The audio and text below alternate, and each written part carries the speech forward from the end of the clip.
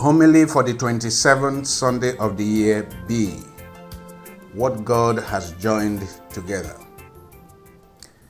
Our readings are from the book of Genesis chapter 2 verse 18 to 24, Hebrews chapter 2 verse 9 to 11, and the Gospel of St. Mark chapter 10 verse 2 to 16.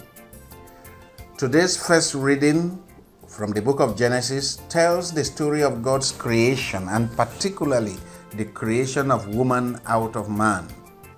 The text is the earliest source of the traditional Christian teaching on marriage and the family.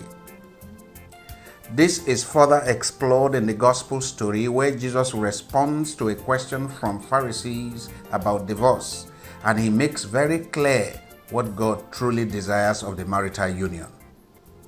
The second reading reflects on the suffering of Jesus and how we are all beneficiaries of this suffering. Marriage is a divine institution. Today's first reading is one of the two accounts of creation in the book of Genesis. It teaches us some powerful lessons about the divine institution of marriage. First, that human beings were created male and female, that they were created in God's image, and therefore they were created equal in dignity. Next, that the man was incomplete or unfulfilled until the woman was created. The coming together of man and woman in marriage, therefore, fulfills the human need for friendship, for companionship, for closeness, and for warmth. We learn that man and woman complement each other, and they develop a unity that finds expression when the two become one in the conjugal act. Marriage is the union by which the couple share in the procreative power of God. It is therefore the appropriate forum in which to fulfill God's command to, quote, be fruitful and multiply. Marriage, as instituted by God, is a vocation. It is not just a legal relationship. At least 5 key notions emerge from the two passages of Genesis regarding the institution of marriage, namely, 1. Divine origin. Marriage comes from God. 2. Unity. The two become one. 3. Equality. The two are equal. 4. Complementarity. They complement each other. And 5. Permanence. The union of marriage is meant to be permanent or indissoluble. Is divorce permissible? In ancient Jewish tradition, the woman could not divorce her husband. Women had very few legal rights in marriage relative to the men. They were often treated as if they were ordinary property to be owned by men. Divorce was often very hard on women because a man could send a woman packing without a writ of dismissal, therefore making it difficult for the woman to be legally free to marry any other man. Thus, Deuteronomy chapter 24 verse 1 to 4 seemed to address this issue by asking that men give the women a certificate of divorce. The injunction of Moses in the Deuteronomy passage was to make the process of divorce more humane and more tolerable for the woman. But it was far from the ideal set by God in the beginning. When the Pharisees confronted Jesus with the question of divorce, they referred him to the passage of Genesis in question as their justification. They said, Moses permitted us to write a certificate of dismissal and to divorce her. But Jesus responded by saying, it is because of your hardness of heart that Moses wrote this commandment for you. But from the beginning, God made them male and female. So what God has joined together, let no man put asunder.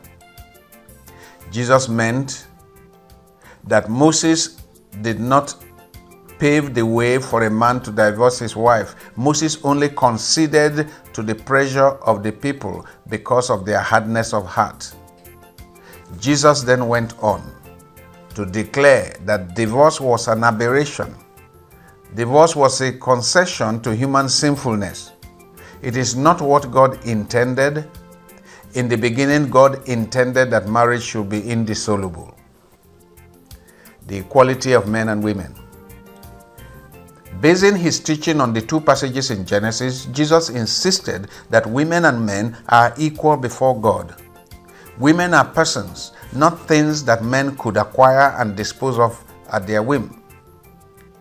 As illustrated in John chapter 8, it was a Jewish tradition to put to death by stoning a woman who was caught in the act of committing adultery. Tradition often shielded the man with whom the sin was committed. This was a blatantly unjust law, and Jesus' reaction was a rebuke. He used the occasion to emphasize the equality of men and women.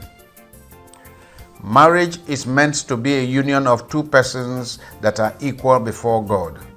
The union of husband and wife is a partnership that is based on love, and such partnership is often possible among equal partners.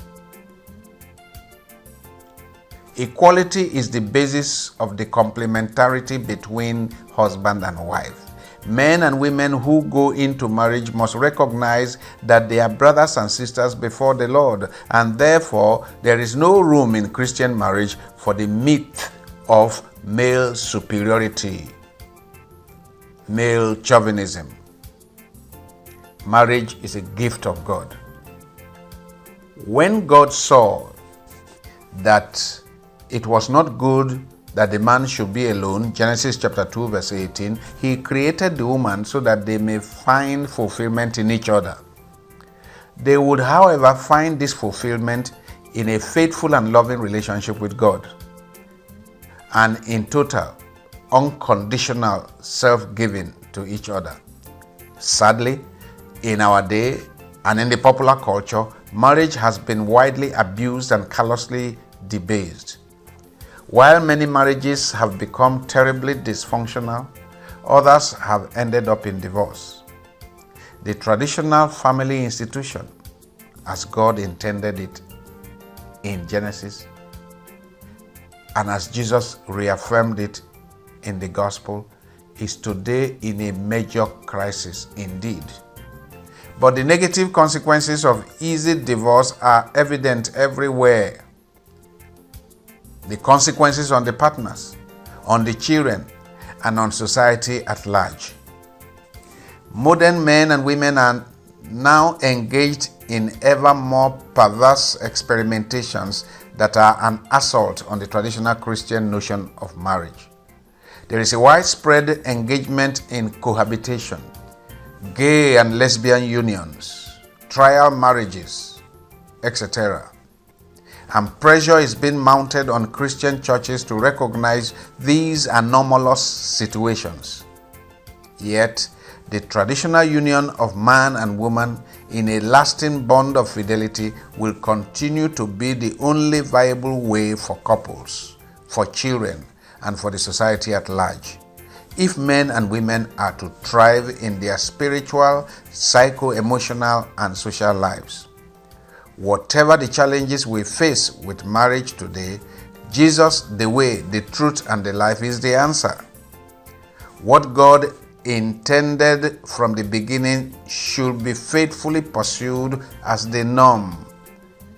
The challenges with marital unions today can be dealt with more adequately if Christian couples conduct their marital relationships with the fear of God and the values of the kingdom. God bless you.